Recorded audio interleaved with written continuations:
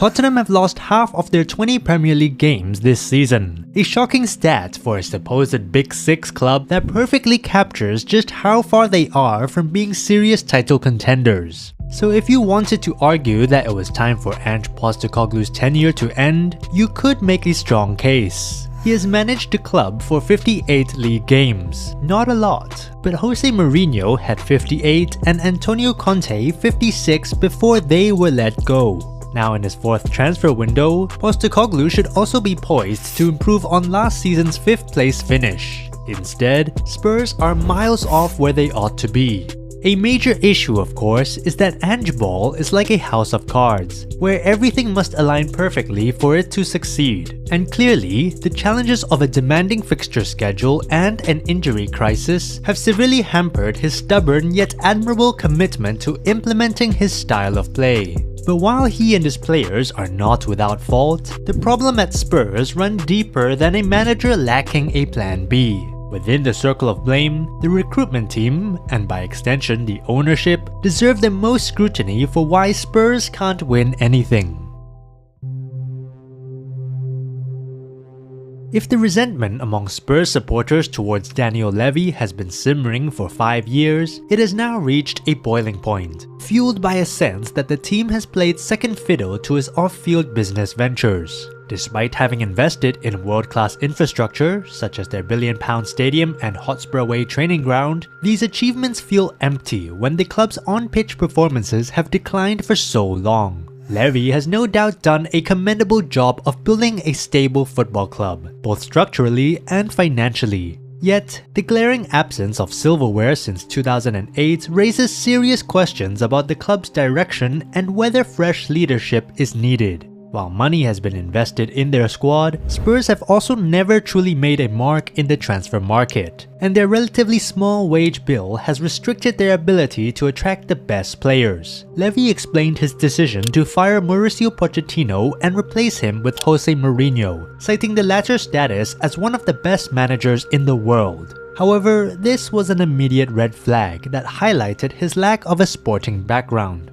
While Mourinho is undeniably one of football's all-time greats, he was on the decline when he took the Spurs job in 2019, and it seemed that Levy's long-held ambition to bring in the Portuguese manager, dating back to 2007, had clouded his judgment. The Mourinho era never really clicked, and after a turbulent tenure, he was dismissed just days before the Carabao Cup final in April 2021. A lengthy search for a replacement led to Nuno Espirito Santo, now in charge of Nottingham Forest, who lasted a mere 17 games before his own dismissal. Then came Antonio Conte, who, to his credit, oversaw Spurs' most successful run of games post-Pochettino, guiding them to Champions League qualification in the 2021-22 season at the expense of Arsenal.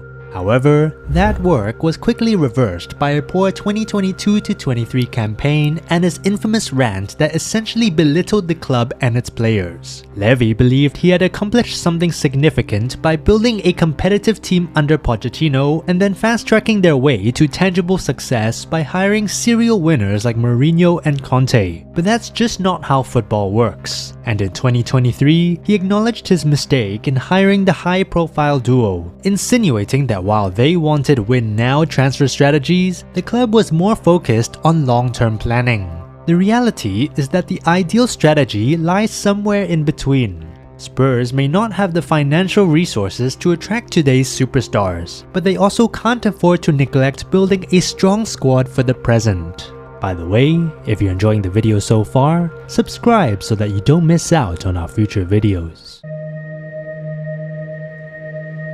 Postecoglou has had the unfortunate task of assembling a competitive side from a squad that isn't quite ready to handle his physical or tactical demands, resulting in a concerning lack of consistency in their performances. Since his appointment in the summer of 2023, he has lost 22 of his 58 Premier League matches and is averaging 1.55 points a game, which translates to 59 points per season, typically a tally seen among teams finishing 6th to 8th, not the top 4.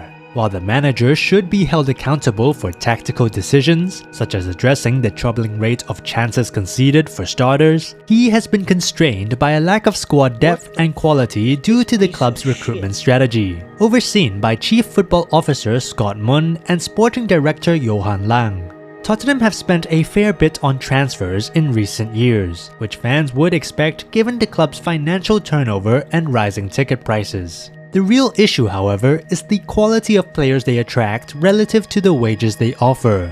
Ranking around 7th or 8th as the most generous employers, they find themselves on par with clubs like Aston Villa, Newcastle, and West Ham, rather than their supposed Big Six counterparts. This predicament partly stems from the shift in focus over the past 18 months to signing talented players under 23. While this strategy clearly aims for long-term growth, it has come at a cost, especially after the club lost several experienced players, including Harry Kane, Hugo Lloris, Eric Dyer, and Pierre-Emile Højbjerg, without sufficiently replacing them with players of similar or better quality. Heading into last summer, most of Postecoglou's key targets were Premier League-ready players who could instantly improve the squad. Conor Gallagher had been on the radar since summer 2023, while Pedro Neto and Eberechi Eze were viewed as better tactical fits than Spurs' existing wingers, though deals weren't agreed for any of them.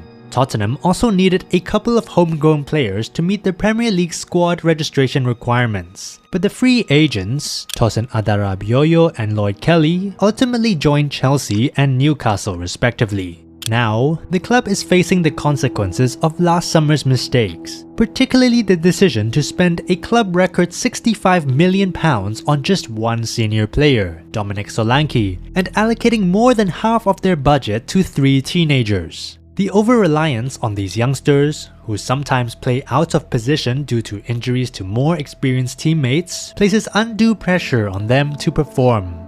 But any comparison between what we're currently seeing at Spurs and the bitter ends of the Mourinho or Conte eras is misplaced. The players continue to enjoy their daily work, the style of play, and the challenge of training, while their performances against top teams show signs of how good they can be. Fans are also attributing as much blame for the team's ongoing struggles on Levy as they are on Postecoglou, something that wasn't the case during the tenures of Mourinho or Conte. Postecoglou still has the support of the majority of players and the fan base, who empathize with his challenges regarding squad shortcomings, and perhaps this dynamic will afford him more time to turn things around.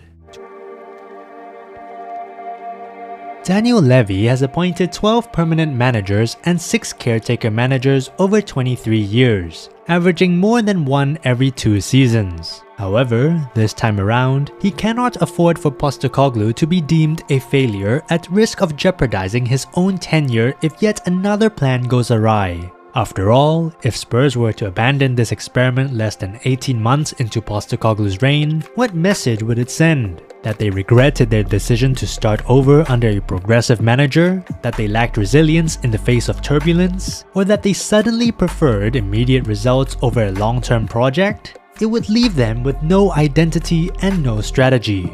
While Spurs may eventually part ways with Postecoglou and enter another cycle of turmoil, doing so without addressing the underlying issues, particularly their lack of players capable of competing at the top end of the table, will only perpetuate the cycle.